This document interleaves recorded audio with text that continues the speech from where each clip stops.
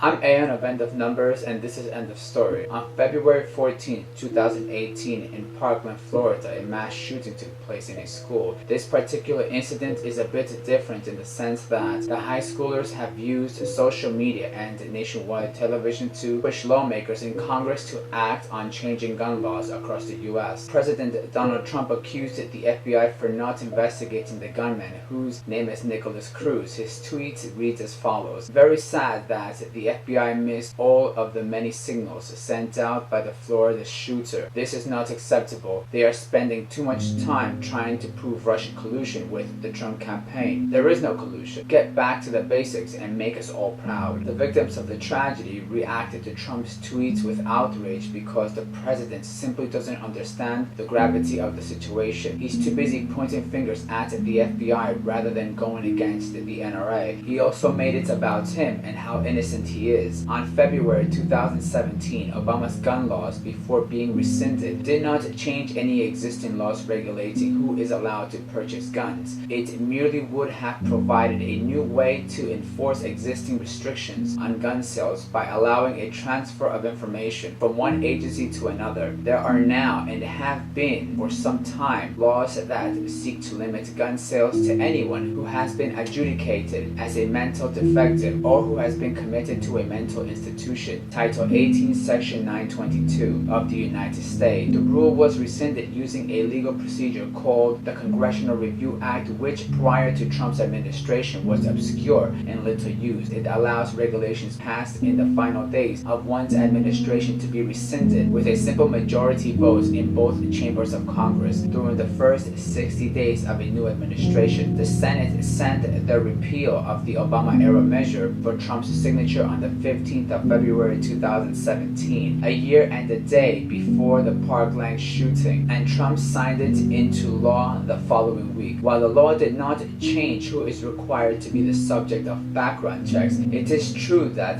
Trump signed it into the law to repeal of a measure that would have plausibly prevented certain classes of mentally ill people from purchasing firearms by allowing a new data source to be included in the system that runs those background checks. I think people will buy weapons with more laws or fewer laws. When a person is looking for something, they're going to find it. The point here is not just because people will buy guns any way possible, so let's not add more restrictions to gun sales, but Congress has to go the extra mile for the safety of the people who voted them in. Like in the John F. Kennedy assassination, when Kennedy's body was taken to the hospital, he was already dead, but more doctors were called in to show that they went the extra mile to save his life, and that's what Congress needs to do for the people, and that is precisely to go the extra mile. People need a peace of mind. Nicholas Cruz was wearing a Make America Great Again cap. Of course he's mentally ill. The crazy part is, even to get a driver's license requires more than to buy a gun in some states. Here in New Jersey, a person needs points of identification to apply for a driver's license, then needs to study a book, go for testing and answer questions in weird orders. Then a driver's test is required. After all that, motorists have to endure harassment from police, follow traffic laws, inspect their vehicles for the state, pay titles, pay registrations every year, and pay insurance monthly. Sometimes people have to go to driving school, court orders for misuse of a motor vehicle, and that's just to drive. To own a gun in some places, all a person needs is to be 18. I think banning an AR-15 isn't the answer either. If a person can own a small gun, they can own an AR-15. The